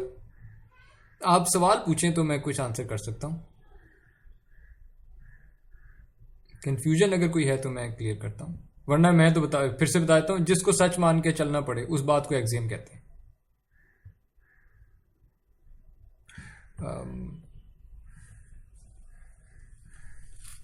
एग्जाम्पल दे दें कोई। एग्जाम्पल हमेशा चलना पड़ेगा, हो सकता है। इसको एक्सियम बनाया जा सकता है कि जी स्टूडेंट्स को टीचर के साथ चलना पड़ेगा। ये टीचर पे डिपेंड करता है। एक टीचर हो सकता है उसका स्टाइल ये हो, वो कहे कि यार मैं इस क्लास में ना बहस बर्दाश्त नहीं करूंगा, मैं इस क्लास में डिसएग्रीमेंट बर्दाश्त नहीं करूंगा, जो मैं कहूंगा वो आप मानेंगे तो आप क्लास में बैठेंगे और हम आगे पढ़ लेंगे और चलेंगे। और वो स्टूडेंट्स जो ये बात मान जाते हैं वो इस एक्सियम को मान के आगे चलने शुरू कर देंगे, और तो that can become an axiom. पर मैं आपको एक इस कोर्स से रेलिवेंट एग्जांपल दे देता हूँ।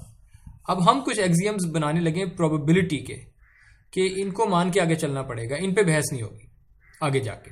अगर बहस होगी तो अभी हो सकती है, बाद में नहीं। ठीक है, पहला एग्जाम देखिए, प्रोबेबिलिटी मैंने पहले भी कहा कि प्रोबेबिलिटी जो है वो एक फंक्शन होता है जिसके अंदर आप इवेंट डालते हैं और वो फंक्शन पी ऑफ इवेंट वो उसका एक चांस बता देता है, लाइक्लीहुड ऑफ इवेंट। और इस फंक्शन के अब हम कुछ एक्सियम्स देखने लगे। पहला एक्सियम कि किसी भी इवेंट ए कोई भी ले लें, उसकी जो प्रोबेबिलिटी है वो 0 से छोटी नहीं हो सकती। ठीक है, और वो 1 से बड़ी नहीं हो सकती। अब मैं, क्या ये कॉमन सेंस वाली बात है बाय द वे, ये प्रोबेबिलिटी 0 और 1 के बीच में होती है? Yes sir. ये यहां से भी पता लगता है, ये जो फॉर्मूला आपने अभी बनाया था काउंटिंग वाला, number of elements in A divide by number of elements in S, number of elements in A maximum कितने हो सकते हैं? मैक्सिमम 2 हो सकते हैं। 1 sir. Sir equal to number of elements in S. हाँ, क्योंकि जो आपका इवेंट है वो सैंपल स्पेस के अंदर से ही आना है ना। तो सैंपल स्पेस में अगर 16 इवेंट्स हैं तो मेरा कोई भी इवेंट में ले आऊं, बड़े से बड़ा इवेंट भी ले आऊं, वो सैंपल स्पेस में तो आना है, तो सैंपल स्पेस से बड़ा तो नहीं हो सकता। अग्रीड और नॉट? Yes sir. इसका मतलब है कि ये जो रेशो इधर से निकालते हैं हम, number of elements in A over number of elements in S, इसका मैक्सिमम आंसर 1 आ सकता है और उसे हम प्रोबेबिलिटी कहते हैं। और इसका मिनिमम आंसर क्या आ सकता है? आपका कोई इवेंट है जो इस सैंपल स्पेस में है ही नहीं, मतलब एग्जिस्ट ही नहीं, हो ही नहीं सकता। अगर मैं आपसे पूछूं probability of 5 heads in 4 tosses, 5 heads in 4 tosses, अब ये इवेंट तो है, डिफाइन करने को दिस इज एन इवेंट, पर ये मेरी सैंपल स्पेस में पॉसिबल नहीं है, देयरफॉर इसका साइज 0 होगा और इसकी प्रोबेबिलिटी 0 हो जाएगी। तो ये बड़ी रीजनेबल बात लग रही है कि आप प्रोबेबिलिटी जब डिफाइन करते हैं तो वो कम से कम 0 आ सकती है इम्पॉसिबल इवेंट्स के लिए, और ज़्यादा से ज़्यादा 1 आ सकती है फॉर सर्टेन इवेंट्स, उनमें तो रैंडमनेस भी कोई नहीं होगी जिसकी प्रोबेबिलिटी 1 आ गई। तो देखने को ये बड़ी रीजनेबल बात है और आप मुझे लगता है जैसे आप लोग सारे ऑन बोर्ड हैं, ये मान गए हैं। लेकिन अगर हम चाहते तो हम ऐसे भी डिफाइन कर सकते थे।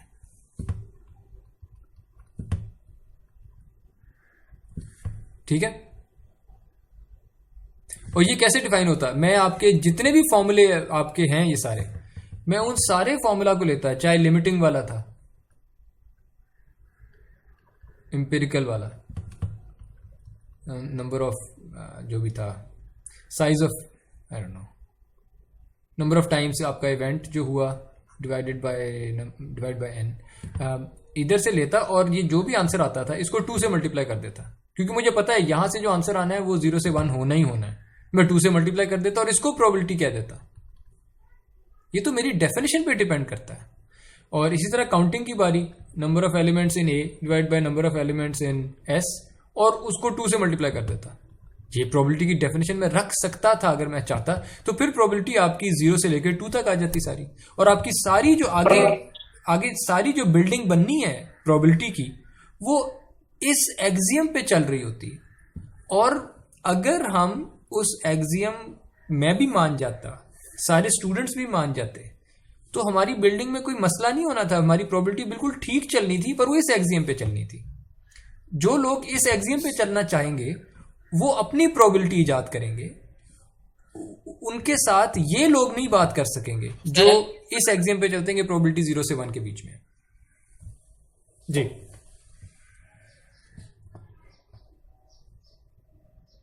कोई सवाल था, कोई कंफ्यूजन?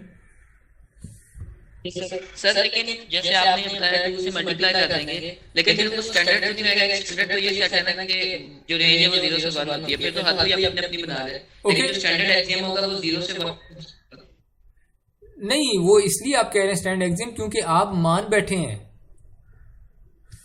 लेट्स से आपकी ज़रा सी रिबेलियस जहन होता आपका, आप कहते हैं कि यार ये तो इन्होंने खुद ही डिफाइन कर दिया कि 1 होगी, मैं नहीं करता 1। और लेट्स से आपको अपने जैसा कोई और भी रिबेलियस जहन मिल जाता है, और लेट्स अस्यूम कि हमारी पूरी जो क्लास है ये वाली 55 लोग और मैं, हम लोग अगर फैसला कर लें कि यार हमने नहीं ये पुराने ज़माने के प्रोबेबिलिटी इक्वल्स 1 पे चलना, हम 2 के साथ बनाएंगे अपनी सारे रूल्स, तो हम इस एक्सियम पे चल पड़ेंगे, कोई मसला नहीं है। ये पूरी क्लास, ये पूरा कोर्स कैन बी कंडक्टेड अगर हम इस पे चल पड़े। तो होगा क्या, हम बाकी लोगों से बात नहीं कर पाएंगे, लेकिन हम आपस में तो बात कर पाएंगे, आपस में हम कंसिस्टेंट होंगे। अग्रीड? Yes sir. सो तो एक्सियम जिसको कहते हैं, जिसको सच मान के चलना पड़े, मेरा कहना यह है कि axioms can always be challenged. ऐसा नहीं है कि हर बात को सच मान के चलना पड़े, they can always be challenged.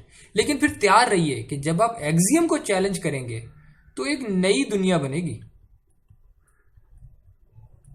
नई दुनिया बनेगी, नई इमारत बनेगी, नई मैथमेटिक्स बनेगी।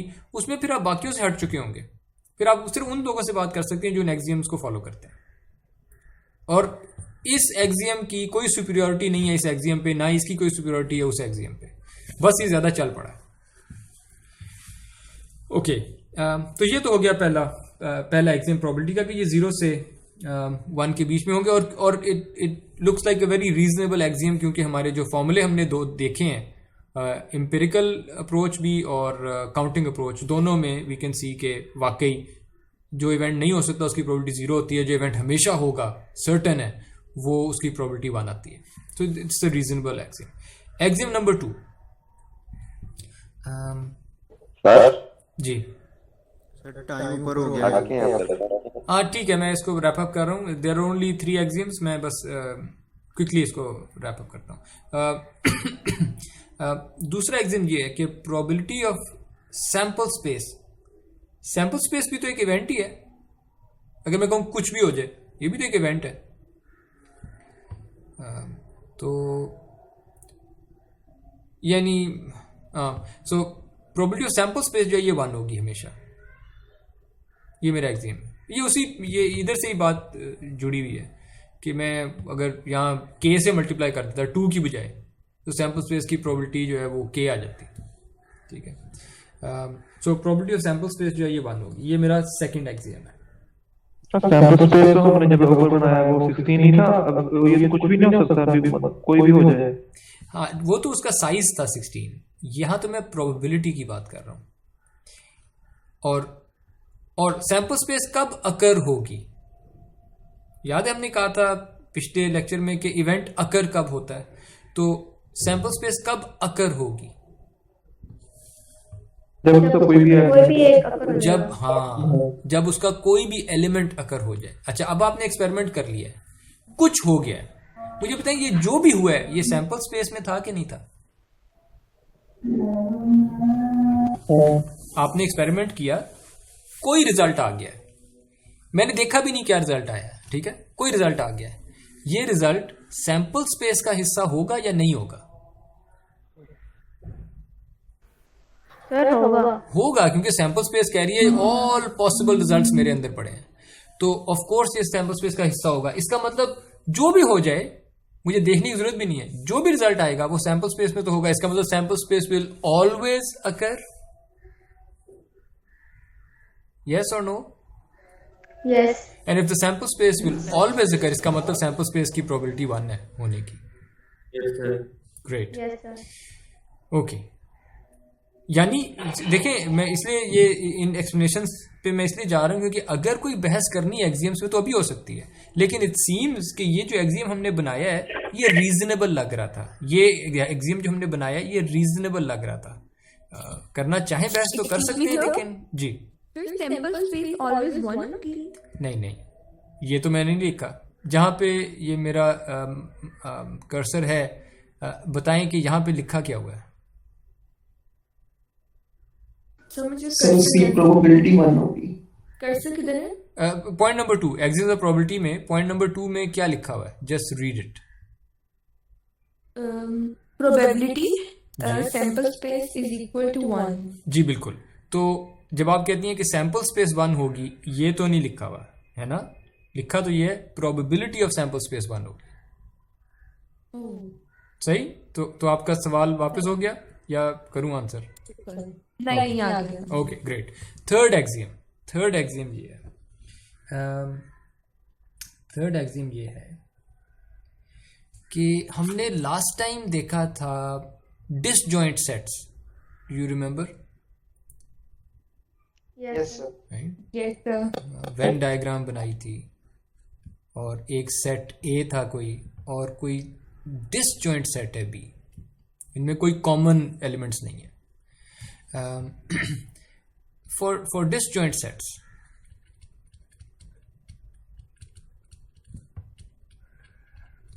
A and B,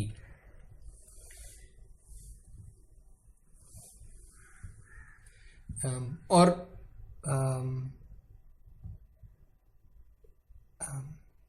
मतलब मैं 2 के लिए चलें जिक्र कर देता हूं, लेकिन जनरली ये चलिए ज़्यादा कर देते हैं। एक और भी डिसजॉइंट सेट है C, 3 है, डिसजॉइंट है सारे, A, B and C, ठीक है।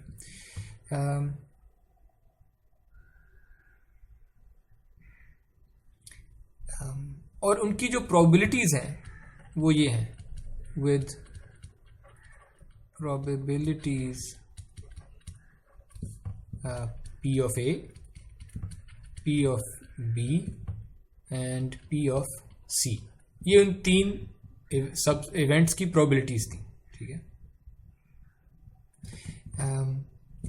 एक मैं नया इवेंट बनाने लगा हूँ, न्यू इवेंट, और वो जो इवेंट है वो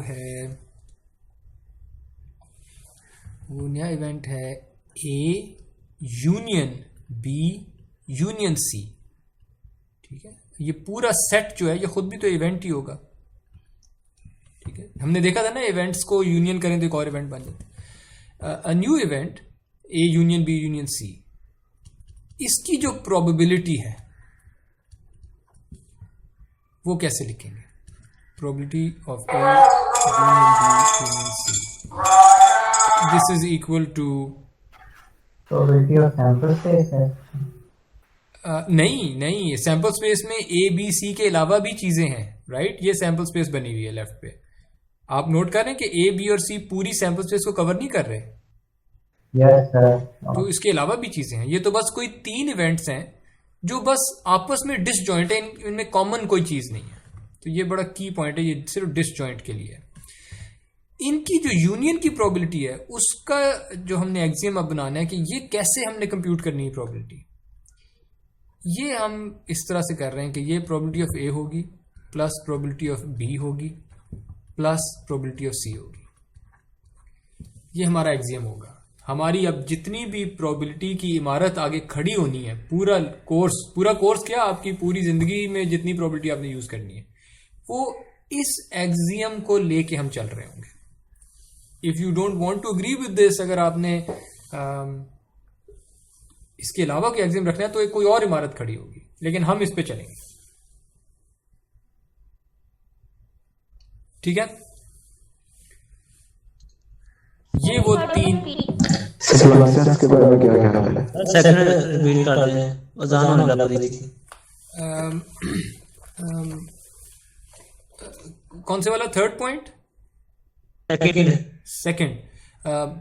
सैंपल स्पेस की जो प्रोबेबिलिटी है वो 1 होगी, इसलिए क्योंकि वेन डायग्राम से देख लेते हैं। जब भी आपको एक्सपेरिमेंट परफॉर्म करेंगे तो लेट्स से फलां इवेंट अकर हो गया, ये वाला पॉइंट, ठीक है। अगर ये अकर हुआ है तो क्या सैंपल स्पेस अकर हो गई या नहीं हुई? Done, right. यानी जब हम कहते थे, ये मैं एग्जांपल लास्ट टाइम दी थी कि इवेंट की अकरेंस किसे कहते हैं, कि अगर एक सेट है 2 4 6 उसके अंदर है और अगर 4 आंसर आ गया है, कि आपने एक्सपेरिमेंट किया आंसर आया 4, तो इसका मतलब है ए अकर हो गया है। कि अगर कोई एक एलिमेंट भी अकर हो जाए तो पूरा इवेंट अकर हो जाता है, ठीक है। इसी तरह सैंपल स्पेस में से कोई एक इवेंट भी अकर हो जाए तो सैंपल स्पेस अकर हो गई है। और जब भी एक्सपेरिमेंट करेंगे जो भी आंसर आएगा फॉर श्योर वो सैंपल स्पेस के अंदर होगा, क्योंकि sample space all possible events अपने अंदर रखे हुए उसने. सो सैम्पल स्पेस विल ऑलवेज अकर, यानी सर्टेन जो इवेंट होता है उसकी प्रोबेबिलिटी 1 है. ठीक है, एनी और कोई कंफ्यूजन? नो सर, अगर सेट्स का अगर सेट्स ओवरलैपिंग हो तो फिर हाँ. सो अभी तो हमने कहा है कि ये जो एक्सियम हमने बनाया है, ये हमने बनाया है कि अगर ए बी और सी या जितने भी थे, ये मैंने 3 की एग्जांपल दे दी है, ये 100 भी हो सकते थे. ए बी सी अगर इस तरह के 100 भी सेट होते, लेकिन वो डिसजॉइंट अगर होते, तो उनके यूनियन की जो प्रोबेबिलिटी है वो उनकी इंडिविजुअल प्रोबेबिलिटीज का सम होता, चाहे ये 100 इवेंट्स होते. ठीक है.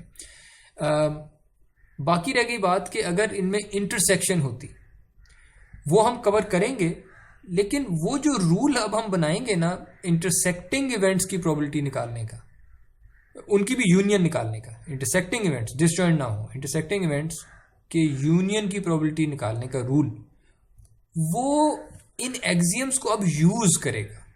तो मैं अभी उस रूल पे मैं जा नहीं रहा, मैं बस ये कहना चाह रहा हूं कि अब हमने अपनी इमारत खड़ी करने के लिए जो 3 एक्सियम्स बनाने थे वो हमने बना लिए. अब सारे जो सवाल होंगे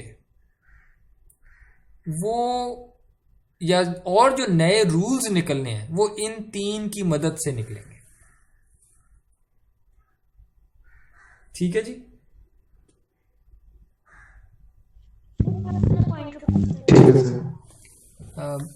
ओके, एक और सवाल आया था, आप क्या पूछ रही थी?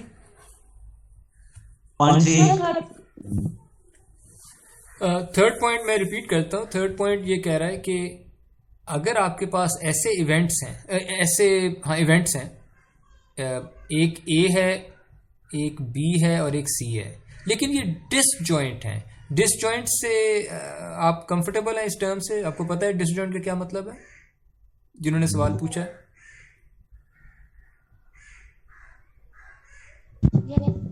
राइट, यानी उनमें कोई कॉमन एलिमेंट नहीं है. सो फॉर एग्जांपल एस के अंदर अगर कोई सेट है पी और एक और सेट है क्यू, और ये जो शेडेड एरिया ये पी और क्यू में कॉमन है, तो ये डिसजॉइंट नहीं है, नॉट डिसजॉइंट. ठीक है. लेकिन डिसजॉइंट इवेंट्स ऐसे होंगे कि आपके पास सैंपल स्पेस थी और आपके पास एक इवेंट है ए और एक और इवेंट है बी, और इनमें कॉमन एलिमेंट कोई भी नहीं है, तो इन्हें कहेंगे डिसजॉइंट. मेरे साथ हैं आप लोग यहाँ पे? मतलब अगर ये समझ आ गया तो मैं आगे चलूं या इस पे है कंफ्यूजन कोई? ओके. सो अगर तो इवेंट्स डिसजॉइंट हैं, उनके लिए सिर्फ हम कह रहे हैं, उनके लिए हम एक एक्सियम बनाने लगे हैं कि ये बात मान के आगे चलना है. अब हमने कि हम डिफाइन कर रहे हैं कि ऐसे इवेंट्स जो डिसजॉइंट हैं, अगर उन इवेंट्स के यूनियन की प्रोबेबिलिटी आप मांगते हैं, हाँ, उनके यूनियन की प्रोबेबिलिटी मांग रहे हैं आप,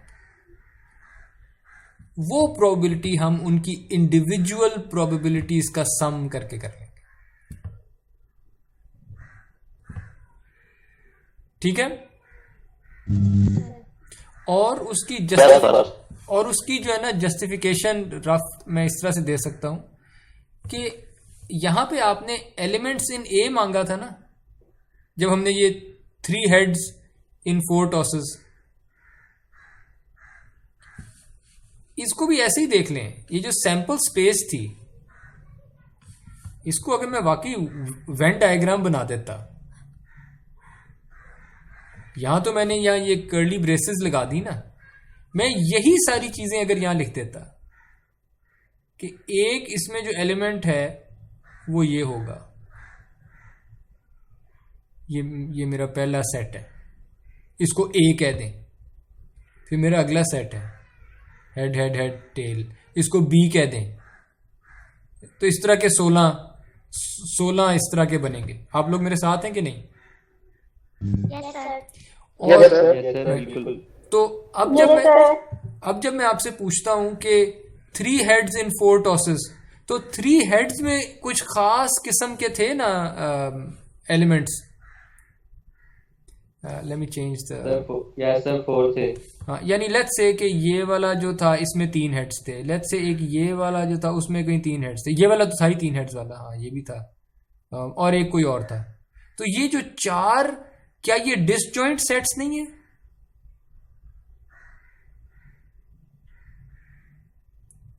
दे आर डिसजॉइंट इसलिए क्योंकि ये वो वाला इवेंट है जिसमें पहले 3 हेड आ गए थे। ये इवेंट होगा जिसमें वो शुरू में 3 हेड नहीं आए थे, ये कोई और इवेंट था। इसमें भी फर्क तरीके से 3 हेड्स आए थे, इसमें फर्क तरीके से 3, ये तो कोई और इवेंट था। तो यहां हमने क्या किया था, हमने इसको इसको इसको और इसको चारों को अलहदा काउंट कर लिया था। चारों को अलहदा काउंट करने का मतलब है कि हमने सॉर्ट ऑफ इस तरह की हरकत ही की है कि जब हमने 3 हेड्स इन 4 टॉसेस की बात की थी ओवरऑल यूनियन, तो वो हमने उन चारों को अलहदा अलहदा काउंट करके कर लिया था। ठीक है, इसको ऐसे भी देख लें आप, इनमें से कोई एक इवेंट ले लें, ये जो लाल में मैंने दिखाए हैं, इस एक इवेंट की क्या प्रोबेबिलिटी है? 1/16।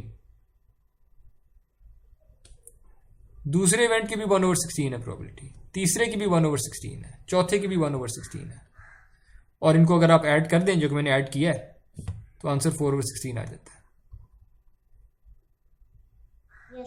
राइट, यानी हमने ये जो एक्सियम मैंने अब डिफाइन कर दिया, यहाँ पे लिख दिया है, ये हम यूज कर चुके हैं पहले असल में, पर उसको लिखा नहीं था हमने।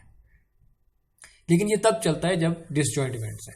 This is all we need. ये 3 रूल्स कि प्रोबेबिलिटी 0 से 1 होगी, सैंपल स्पेस की प्रोबेबिलिटी 1 होगी, और डिसजॉइंट सेट्स के केस में यूनियन जो है वो इंडिविजुअल प्रोबेबिलिटीज को ऐड करके आएगी।